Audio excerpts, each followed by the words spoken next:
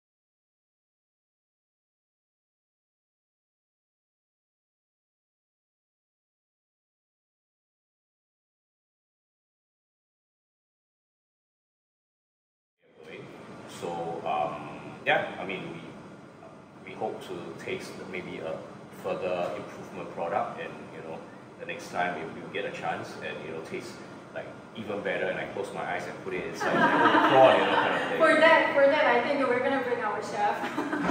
No, that's the thing. That Wouter actually mentioned that I really agree. We don't need a chef.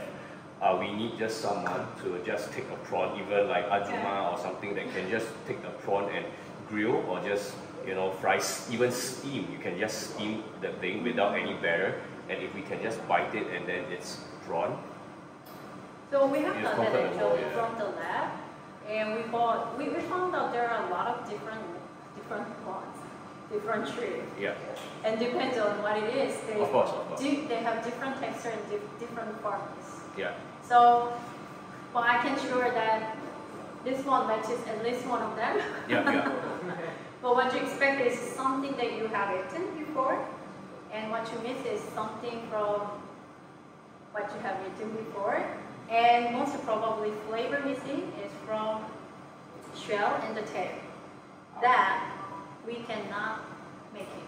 Oh no, I'm not talking about taste. I'm just going for I'm not like doing objection to you. No. That's like responsibility. And ensure that you and your team have sufficient confidence to follow what I call the scientific approach.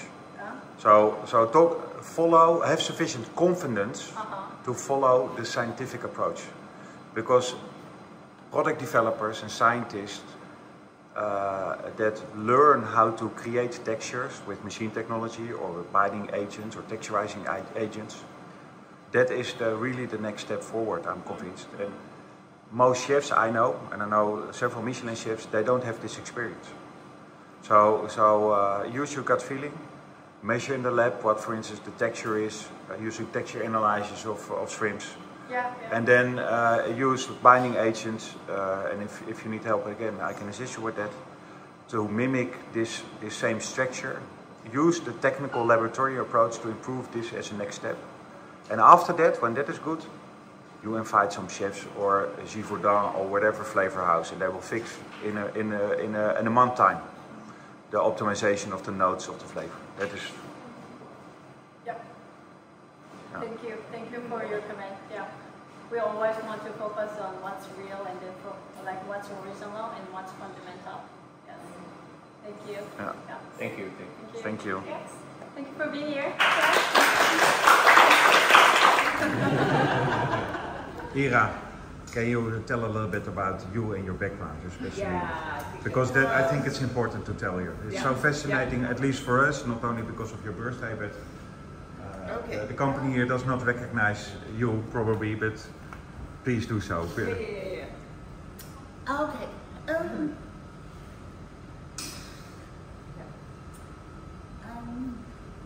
The work that you're doing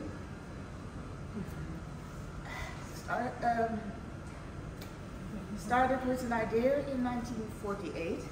Your father, for the people. My father had just come out of a prison of war camp in Indonesia.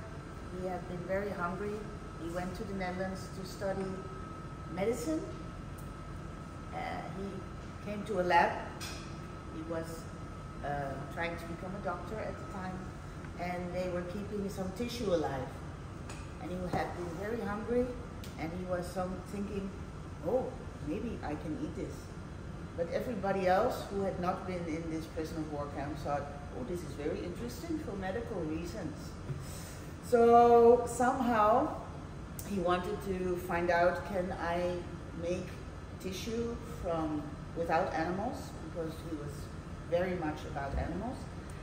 But in 1948 this was not possible. Then in 1980, when he read up on stem cell research, he came back to the idea because he was also aware there was a growing population. And he knows what hunger and deprivation of stuff can do to people.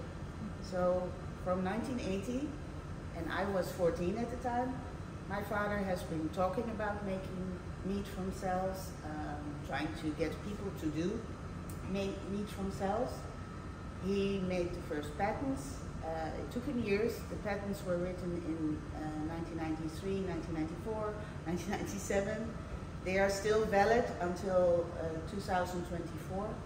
He wrote the first proof of concept, and he got the first ever government grant in 2002 to do the first research on cultivating cells for food, because that in the medical field was weird.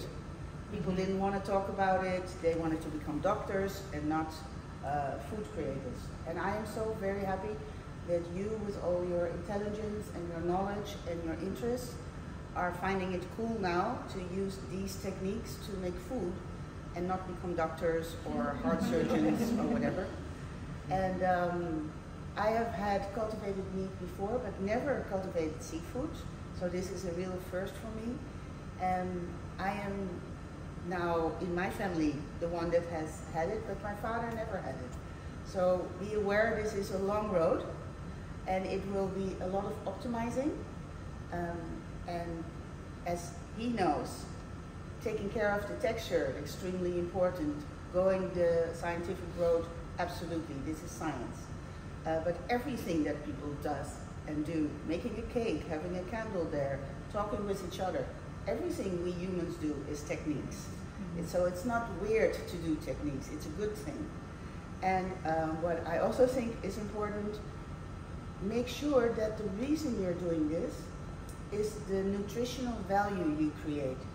We can do all kinds of mock meats, which are fine, they're good, they can taste nice, they can have the best texture. But if we put so much energy in cultivated meat, then at least make sure it has the right nutritious component. Then it makes sense. And let's not forget that it's very important to have the smell. It's a combination of umami, smell, caramelization, because that is only what happens when you do it with cells that are meat cells. You don't have the same caramelization, you don't have the same nutrition, and you don't have the same smell if you do it with plant cells. So that's the reason of doing this. Thank you for having me.